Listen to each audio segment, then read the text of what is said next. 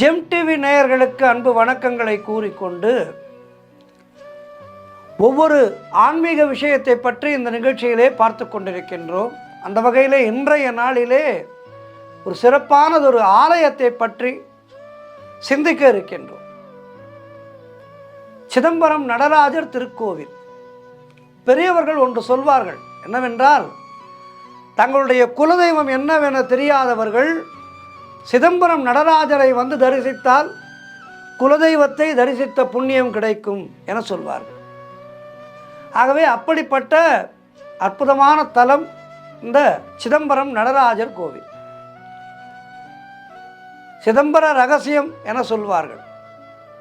அந்த சிதம்பர ரகசியம் என பெயர் பெற்ற அற்புதமான திருக்கோவில் எத்தனையோ ஆண்டுகளுக்கு முன்னால் உருவான கோவில். இந்த கோவில் ஆதி கோவில் என்று சொல்வார்கள். இந்த கோவில்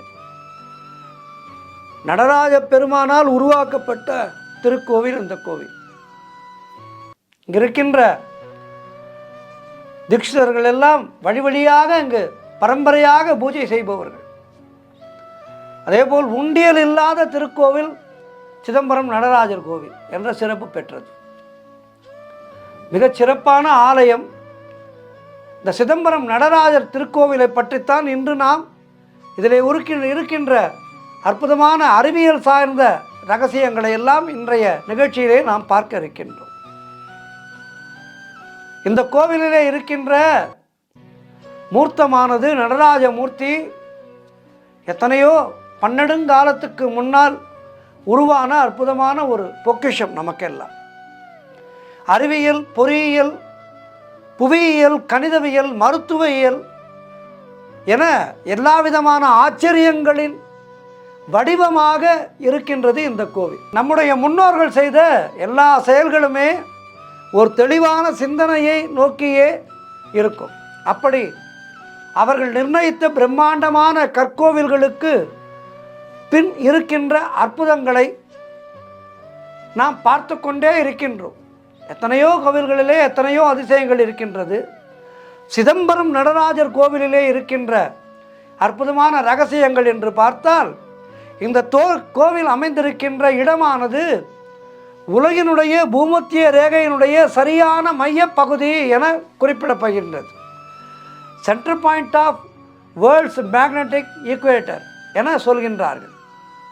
அதேபோல் பஞ்சபூத கோவில்களிலே ஆகாயத்தை குறிக்கின்ற தில்லை நடராஜர் ஆலயமானது, காற்றை குறிக்கின்ற காளகஸ்தி ஆலயமானது, நிலத்தை குறிக்கின்ற காஞ்சி ஏகாம்பரேஸ்வரர் ஆலயமானது ஆகிய இவையெல்லாம் சரியாக ஒரே நேர்கோட்டிலே அமைந்திருக்கின்றது. 79 டிகிரியிலே இருக்கின்றது.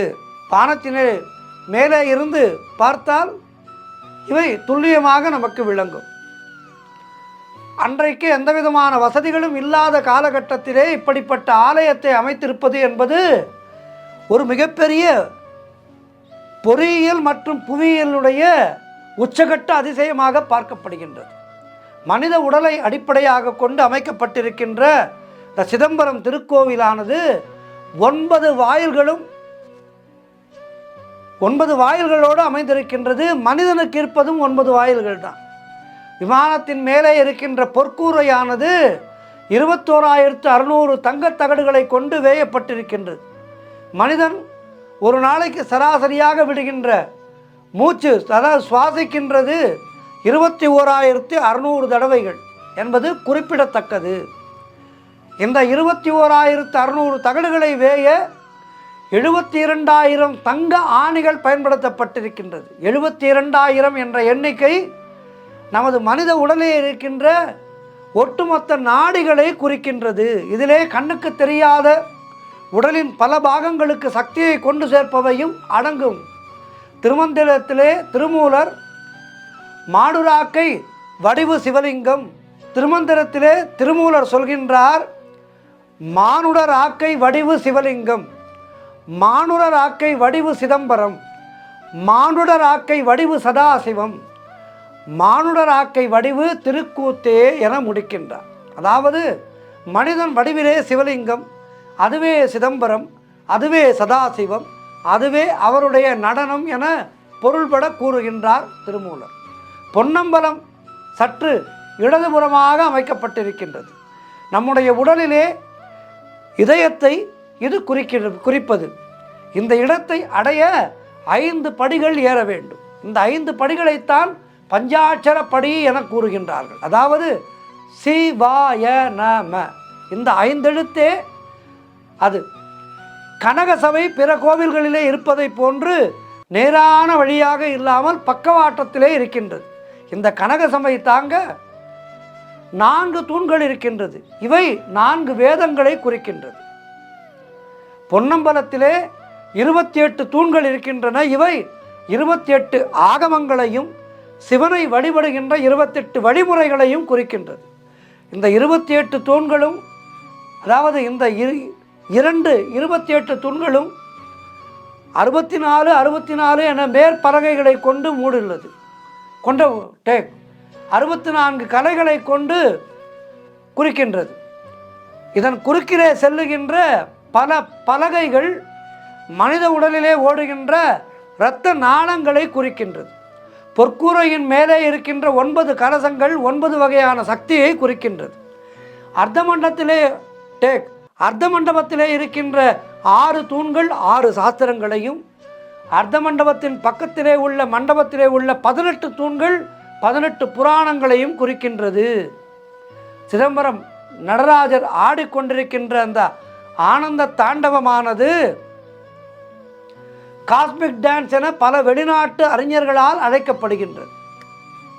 ஆக நம்முடைய உலக இயக்கத்தையே தன்னுடைய ஆலயத்திலே புதைத்து வைத்திருக்கின்றது சிதம்பரம் நடராஜர் ஆலயம். இந்த ஆலயத்தை தரிசிக்கும் போது நம்முடைய முன்னோர்கள் எல்லா வகைகளிலும் எப்படி சிறந்து விளங்கினார்கள் என்பதை நாம் உணர முடியும். ஆகவே உலகத்துக்கே அனைத்தையும் தந்தது நம்முடைய பாரத தேசமும் நம்முடைய வேதமும் தான். எனவே சிதம்பரம் நடராஜர் ஆலயத்துக்கு செல்லும் போது இவற்றையெல்லாம் மனதிலே வைத்துக்கொண்டு எம்பெருமானை தரிசித்து வாழ்விலே எல்லா வளமும் நலமும் பெறுவோம். நன்றி, வணக்கம்.